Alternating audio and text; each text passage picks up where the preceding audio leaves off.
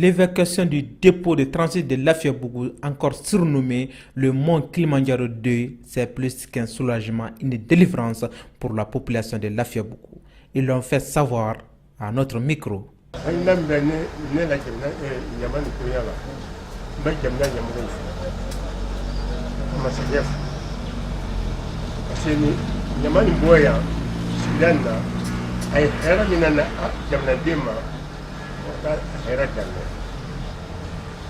Premièrement,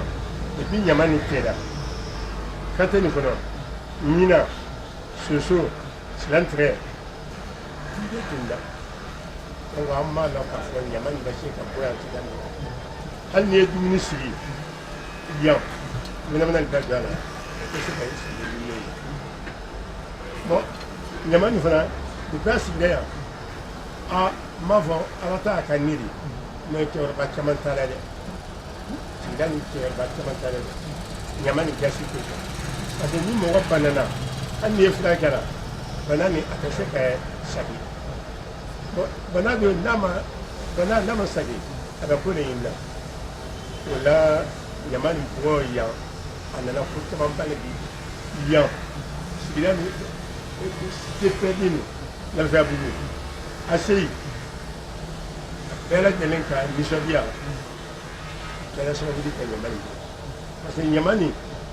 a daminɛlen a ye baara min kɛ ɲamani kɔnɔna la a daminɛ na ban tile 80 lon minisiri nana yan tile 70 ani tile 9 min bɛ kɛ ɲamani kɛ a ye baara kɛ don min a tile 80 lon o bɛnna samedi ma minisiri nana ka na yɔrɔ ma filɛ a dɔn ko fo ɲama tɛ bon n'i ko k'i bɛ kuma ɲa dɔ ma i ka se a dan na tellement sévère parce que Yamani a tout le temps de tout ça. Ça ni tout le monde mon voulait avec Yamla Yaman n'était. Quand ni à la nana fanga Yamolma et qui mérite Yaman était à bord du thème. Alors en gagnant au Delsa, ni on a qu'un sur du thème avec le bonheur de gauche. Yamol quand on veut maintenant. Parce que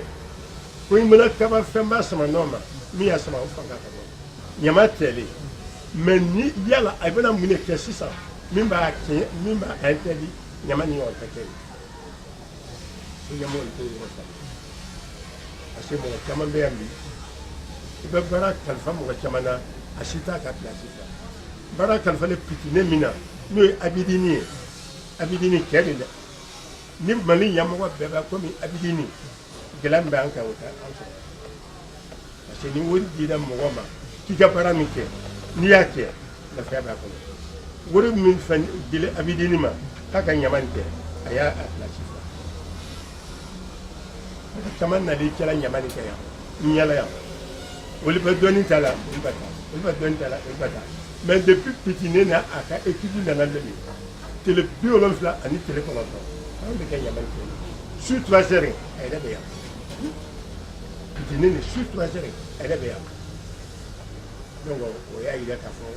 il y a des paramina, il y a des places. Mais quelle maille est. Il y a mon gros, et Mimble, il y a Mina. Mais ça quelqu'un qui a une parade. Belle délai de Babique qui a une parade. Elle est l'utile, il can be there, il y a Fira. Voilà, il est bien. Mais belle délai qu'on peut gouvernement. Gouvernement qui l'intéresse que j'aime la parole. J'aime la dire, pas voulu qu'il y ait une occasion la parole.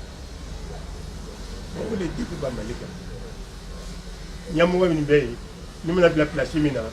Au chemin, il va avoir d'engager, il va y être. Hein? Il doit être tué. Ah, nous, regardez, nous avons un cabas. La fois, il y a mal. Moi, je vais ministre de l'installer. Location. Dépendant pas de ça, mais effectivement, l'homme me sait qu'il y a un maintenant, il faut la vie. Au Mali,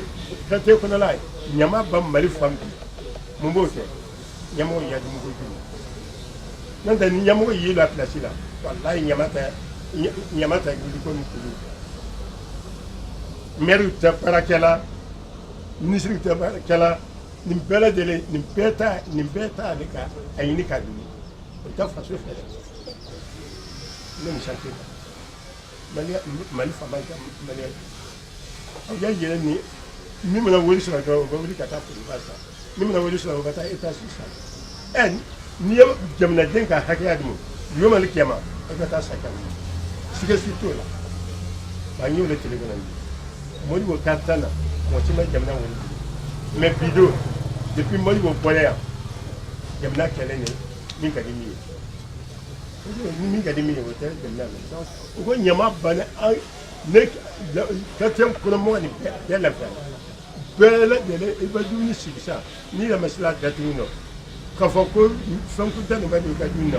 u soso de bi hali ni a ka di ye bɛɛ waraka k'i sigi kɛnɛ kan soso tɛ n'a ka di ye bɛɛ waraka k'i sigi i tɛ soso ye ɲɛ la hali i t'a kɛ tigɛ minɛ an m'a dɔn ne yɛrɛ m'a dɔn k'a fɔ ko ɲama nin bɛ se ka kɛ équipe caman nana mais ni équipe nana bilen min sigida mɔgɔ bɛ yan ne ko ko nin b'a kɛ parce que ne ye min ye fitinin na su o su a yɛrɛ b'a mɔbili kɛrɛfɛ su o su a bɛ mɔbili kɛrɛfɛ a bɔ a tɛlɛ k'a daminɛ fo ka taa fa n bɛ yan n b'aw kɛrɛfɛ su hali n'i y'a kuma ɲininka a kɛ a bɛɛ b'a lɔ a bɛɛ b'a lɔ ko dɔ b'a fɔ ko kɛlɛkɛ ɲuman minisiri nafolo fila fɛn fɛn kɛlɛ a bɛ n'a bɛɛ fɔ donc ɲama tɛ ne kelen tɛ dɛ Lafiyabugu cité perdue ACI Jigorani ɲama nin tɛ diɲɛ kɛlɛ kɛ ni samiya donna an b'a lajɛli ko tilema kɔnɔ ni tilema fana bɔra tasuma mina wuli a la a ta Bamakɔ a ta yɔrɔ si la tuguni an b'a lajɛli ko samiya kɔnɔ hɛrɛ jumɛn b'o la hɛrɛ t'o kɔnɔ tuguni ni tasuma wulila la a bɛ sisi min fili o sisi o y'a ta ban ni samiya donna ji nɔgɔ ji min bɛ bɔ a la a ji ye n y'a kɛra ji la dɛ kɛra ji a bɛ bɔ yen fo ka na sila ten ni ala nana kɛ o nɔgɔ bɔra an kunna o sewa dɛmɛw la wa an kɔni an sewa de la mais sewa na a sabati aw k'i jija mɔgɔ minnu b'a kan n'o tɛna se a ka mɔgɔ bila la ɲama kana yɛlɛ parce que an bɛ waati min na ni nin tɛmɛna sa ni samiya de n'a ka to tan o y'a banna ye ɲama bɛ sɛgɛn ne bɛ ne la ka ne ka kumakɛlama min ye a man k'i jija i l'a apprécié n'ale kɛnɛ y'o kɛ o ka di an ye kɔni jara bɛɛ ye anw dɔrɔn tɛ o a jara sigi commune in bɛɛ quoi c'est ɲama in tun ye bɛɛ de sɛgɛn quoi hali n'i bɛ tɛmɛ a b'i sɛgɛn a jara bɛɛ minnu y'a sababu ye ala k'u dɛmɛ anw ta ye foli ye dɔrɔn quoi bon an bɛ nisɔndiya kɛ ɲɛmɔgɔw de la ala k'u dɛmɛ ala ka barika d'u la quoi bon anw ta ye foli dɔrɔn de ye ouais an nisɔndiyalen don fo ka dama tɛmɛ c'est ɲama in tun ye an sɛgɛn quoi a ye bana bila an na a y'an sɛgɛn se t'an ye mais mɔgɔ ka dɔgɔ min ma tɔɔrɔya sɔrɔ ɲama in na quoi hali tɛmɛsennaw bɛɛ ye tɔɔrɔya sɔrɔ a la ayi dɛ o se t'an anw kɔni bɛ yan dɔrɔn faamaw mana kɛ min o de don bon a bɛ cogo min nin n'a sera ka to tan anw ka laɲini o de ye ayi a bɛ bila dɛ a bɛ ka bila sisan a bɛ cɛ quoi voilà n'o tɛ an ka solution fura tɛ k'a kana kɛ yan dɛ sisan a bɛ ka cɛ bila cogo min a bɛ ka cɛ ten voilà minnu bɛ ɲɛfɛ a n'aw yɛrɛ ala ka bɛɛ dɛmɛ voilà. Mais pour les travailleurs du domaine, c'est-à-dire les éboueurs, ils ont un sentiment partagé entre le soulagement et l'inquiétude de leur avenir. Selon des sources bien informées, le volume d'ordures enlevé dans ce dépotoir est estimé à 700 000 mètres cubes. Selon les mêmes sources, les travaux d'évacuation ont commencé le 27 novembre 2016 pour ne prendre fin qu'au 18 mars 2017. On nous a fait savoir aussi que sur la demande des exploitants agricoles, les ordures ont été évacuées dans les champs, notamment dans les communes rurales du Mandé, de Montougoula, de Sanankoroba et de Tienfala.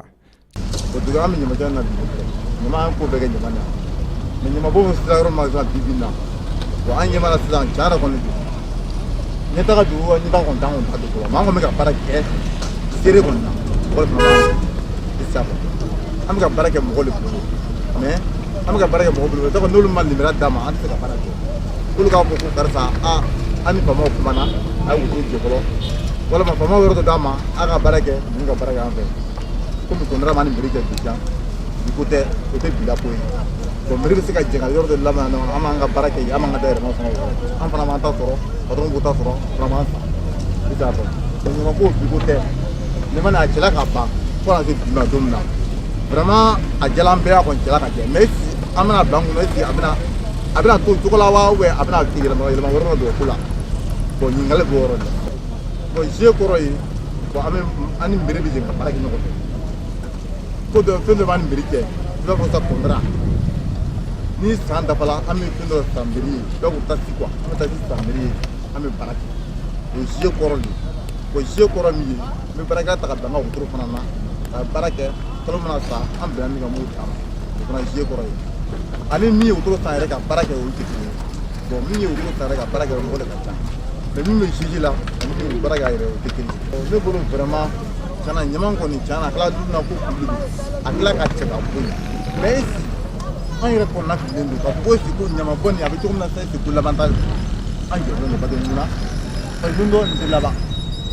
i y'a faamu parce que an taara u tɛna sɔn ɲaman ka fatu fɛn kɔrɔten i se o bɛna kɛ kun ko fila wotoro bɛ jɔ walima ɲaman kɔni tɛna se ka bɔ fɛn kɔrɔ o bɛɛ b'a la bon an bɛ se ka fɔ bon ɲamacɛ yɛrɛ can ne bɛ se ka dunan fa can ne bɛ taa fɔ ko doni parce que o don nalen de y'a kɛ n'a a fɔra ko b'a cɛ mais o don nalen de fanga kɛ k'a kɛ ne bɛ se ka fɔ ko o don de y'a kɛ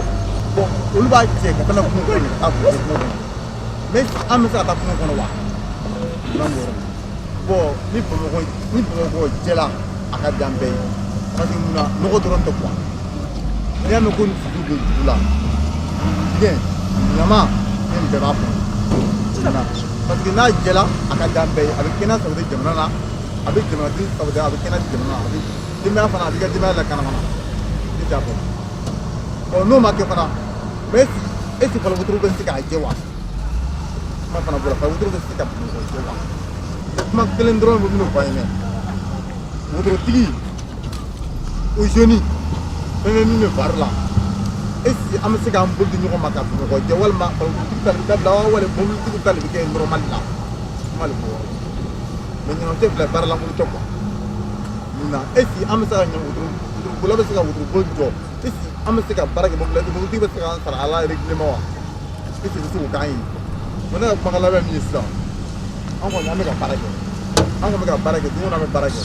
mais an kɔni b'a bila an kunna kɔni n tɛ ko laban ta ye voilà ne ka baara ye baara foyi a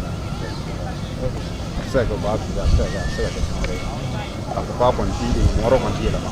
ni yan kɔni tɛ n tɛ yɔrɔ wɛrɛ kɔni ta o y'an ka baara dafa de baara bannen parce que an t'a bɔn n'u ma yɔrɔ wɛrɛ jira ni kɔni tɛ yan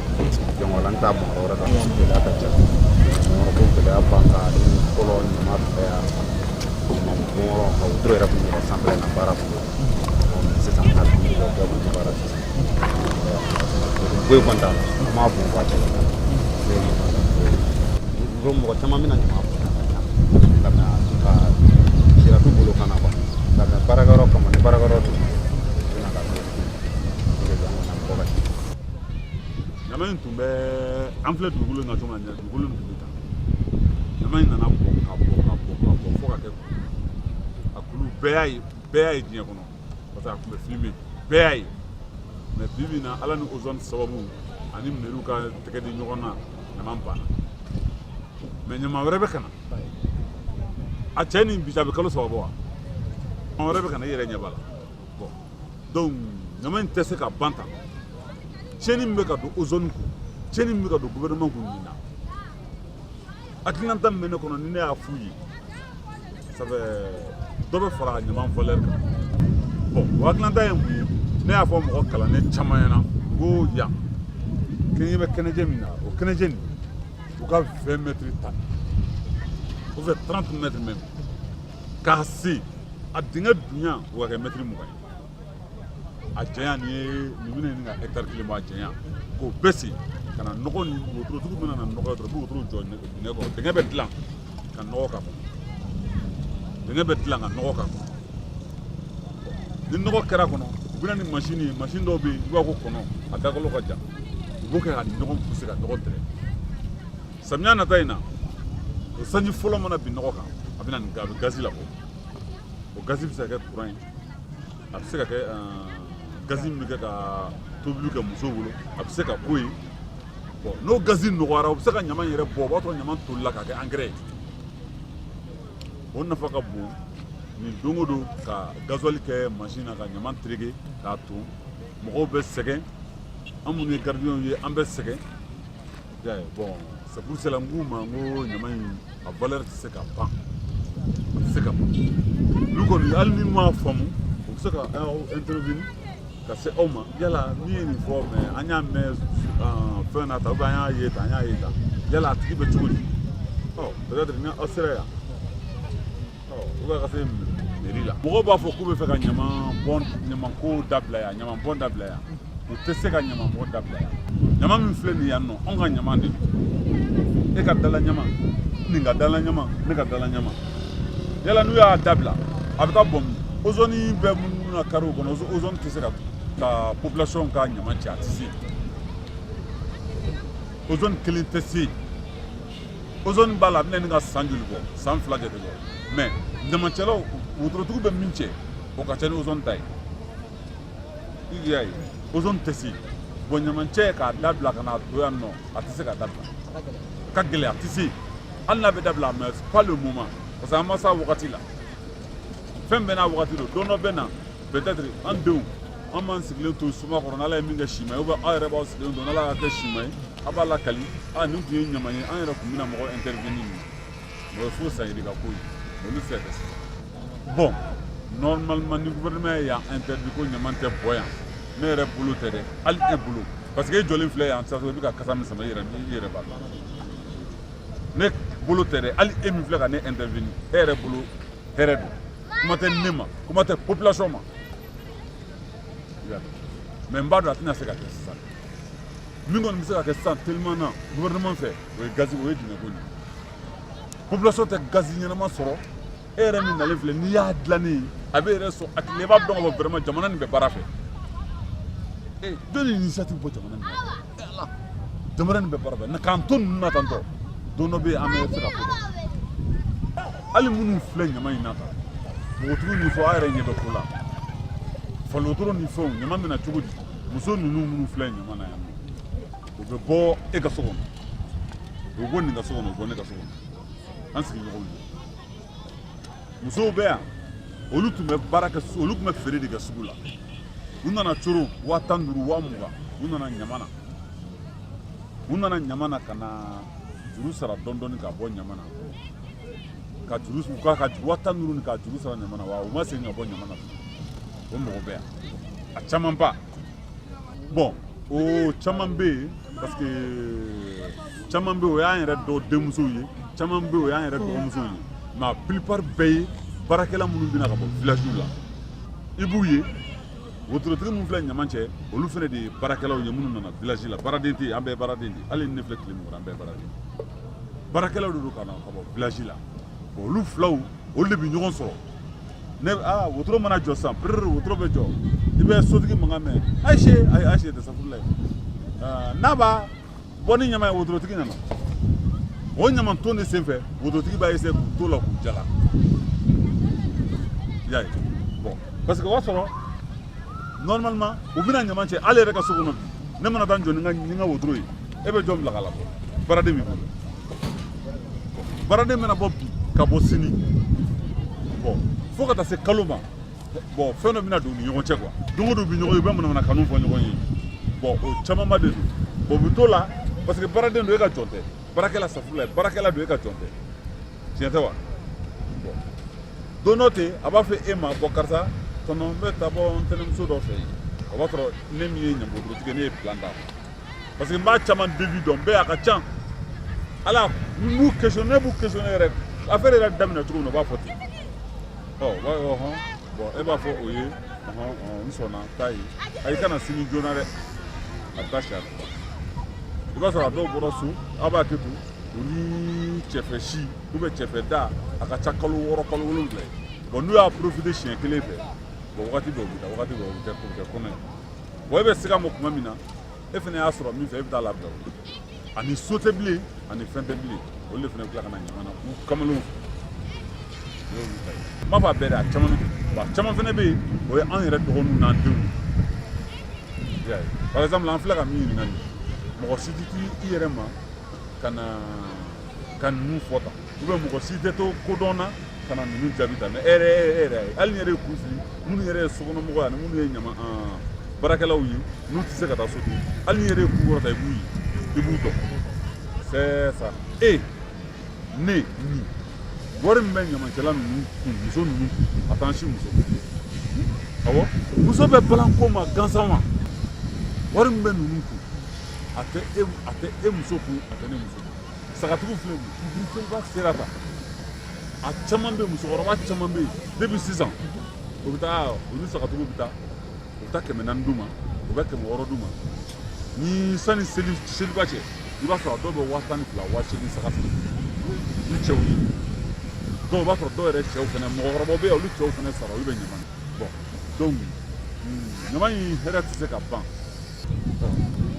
muso minnu hali e min den bɛ i ka so kɔnɔ ni muso bɛ ka tobili kɛ n'a ye bana parce que ni bana ni ɲama in joli bɛ commune kɔnɔ yan a gazi bɛ wuli a tɛ dan e ni ne dɔrɔn na o a bɛ taa yɔrɔ caman e min muso bɛ so kɔnɔ ni i b'a la k'a fɔ ko vraiment ko ninnu ta bɛ yan nɔ e min muso bɛ so kɔnɔ i bɛ da la k'a fɔ vraiment gazi don yanni gazi don muso ninnu tɛ tɔnɔ sɔrɔ mais a nafa ka bon jamana ma a nafa ka bon population ma a nafa ka bon Bamako ma ka tɛmɛ nin kan mais ninnu mɔgɔ fila mɔgɔ minnu bɛ yan par rapport à nafa ma a bɛ komi mɔgɔ fila mɔgɔ 1 million cɛ la bon o ka intérêt a bɛ ten parce que ni nin kɛra tile kɔnɔ ɲamancɛla yɔrɔ bɛɛ an bɛ gazi min bɔ kalo kɔnɔ gazi joli bɛ feere kalo kɔnɔ a bɛ se ka so joli ka courant ta n'u ye nin kɛ tan tɔ yala hakilina wɛrɛ tɛna dɔ wɛrɛ la mɔgɔ wɛrɛ la tuguni ka fɛn dɔ fana fɔ min fana bɛ se ka sɔrɔ ani nin fana ye wa ni mɔgɔw bɛ nin information na k'u jija an ka ɲɔgɔn ye n y'a ye cogo min na n b'a fɔ ten n'an y'a dilan ten kalo kɔnɔ san kɔnɔ an bɛ miliyari sɔrɔ a kɔnɔ n b'a f'u ye cogo min na n ma kalan dɛ mais n b'a f'u ye cogo min na n'u y'a dilan ten san kɔnɔ an bɛ miliyari sɔrɔ a kɔnɔ parce que u b'a se cogo min na an bɛ engrais gazi min yɛrɛ bɛ bɔ e yɛrɛ min filɛ e muso tɛ se ka tobili kɛ gazi la parce que an ta ka kɛ an kɔrɔlen an ka denbaya ka kɛ mais min ka denbaya man ca kosɛbɛ ni muso tɛ se ka tobili kɛ gazi la don o don parce que mun kosɔn a wari tiɲɛ tɛ wa. Pour le deuxième adjoint au maire de la commune 4 chargé de l'assainissement, leur commune veillera à ce que ce dépotoir ne redevienne encore un mont. D'abord, l'évacuation était faite grâce au concours du ministère de l'Environnement, de l'assainissement et du développement durable. Donc, la mairie a récolté les fruits parce que l'impact mémoriel c'est sur nos populations d'abord. On a une réelle satisfaction à savoir que les populations dorénavant peuvent respirer de l'air pur, l'environnement du dépôt de transit. Donc c'est une très grande satisfaction pour la commune et surtout pour les populations. Bon, vous savez, nous, la mairie de la commune 4, nous ne sommes pas compétents sur les dépôts de transit. Et nous nous chargeons seulement d'évacuer les ordures des ménages au dépôt de transit. La gestion du dépôt de transit, c'est autre chose. Il y a d'autres entités qui ont la compétence. Donc vraiment dire que comment ça s'est fait, peut-être si vous déportez aux gens aussi qui sont compétents là-dessus, ils pourront vous dire réellement pourquoi c'est arrivé. Non, maintenant que c'est fait, nous aussi on a compris et plus jamais ceci ne se répétera. Parce qu'on est là, on va veiller à ce que les ordures soient ramassées ou bien que les ordures soient déposées à ce niveau. Dans ce cadre, on a créé avec la société civile un comité de veille qui est composé des riverains et des autres populations de la mairie, des services techniques de la mairie, qui vont veiller quotidiennement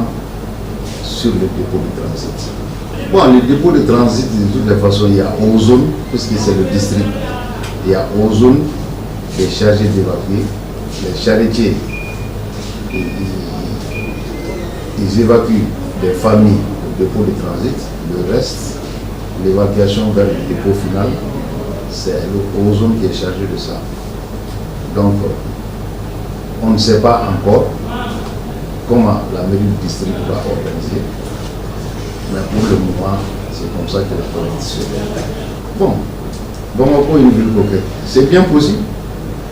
Il suffit tout simplement que vous et moi, que chaque citoyen s'engage dans l'assainissement. Dans l'assainissement, et Bamako sera la ville coquette. Non, je ne peux pas dire du gaspillage, mais il faut s'arrêter un moment pour faire le point. Au moment où vous venez de dire que Ozone balai, Ozone ramasse, c'est les mêmes choses qui se répètent. Donc il faut s'arrêter et voir là où vraiment ça ne va pas et corriger. Parce que c'est comme ça. L'œuvre humaine est comme ça. On peut commencer, même nous on a mis un comité de veille. À un moment donné, il va falloir qu'on s'arrête, dire, évaluer le comité de veille. Est-ce que ça a progressé? Est-ce que ça a des effets bénéfiques? Ainsi de suite. Les blocages qu'il y a, les analyser pour pouvoir prendre une décision. Donc c'est ce qui doit se faire. Bon, mon dernier mot, ça s'adresse d'abord aux populations de la commune 4 qui s'engagent dans l'assainissement pour qu'on ait un environnement sain, pour nous éviter beaucoup de choses. Là où on va maintenant, la vie est très chère. S'il faut réellement les maigres revenus, les répartir entre les frais de soins, parce que la santé c'est ce que ça amène, des maladies. Les maigres ressources là, les répartir entre les soins et puis l'entretien de la famille. Vous voyez que c'est toujours dit que ça va être quelque chose de très difficile. Très difficile et très contraignant pour les familles d'abord. Donc, depuis la famille, il faut que les populations s'engagent à assainir jusqu'à ce qu'on arrive au niveau de transit, du dépôt de transit. Et à ce niveau aussi, il va falloir que les autorités s'y mettent pour que vraiment le dépôt soit aménagé et que plus jamais les ordures ne s'entassent pour devenir encore, je ne sais pas quoi, un Clément Diaro ou bien mon Manding, on ne sait pas. Donc, nous quand même, en communication, on s'est engagé dans ce sens. Plus jamais ça. Et on va s'organiser, on est en train de s'organiser dans ce sens pour que plus jamais ça n'arrive. Pas dans ce dépôt de transit seulement, dans aucun des dépôts de transit quand même de la commune que ça n'arrive. Dans les semaines à venir, on va faire le lancement de notre journée de salubrité et de curage des caniveaux le 30 avril, on va le faire. Donc à partir de cette date, dans tous les quartiers, les populations seront engagées pour l'assainissement. Dans tous les quartiers. Parce qu'on a constaté qu'on a une société civile maintenant qui commence à se réveiller, qui devient de plus en plus forte au niveau quand même de l'assainissement. Et c'est quelque chose qu'on encourage beaucoup. Donc nous invitons les populations, les citoyens, à avoir un esprit citoyen dirigé vers l'assainissement. C'est ce que j'avais à dire. Le montant de l'évacuation de ces ordures s'élève à plus de 984 millions de francs CFA.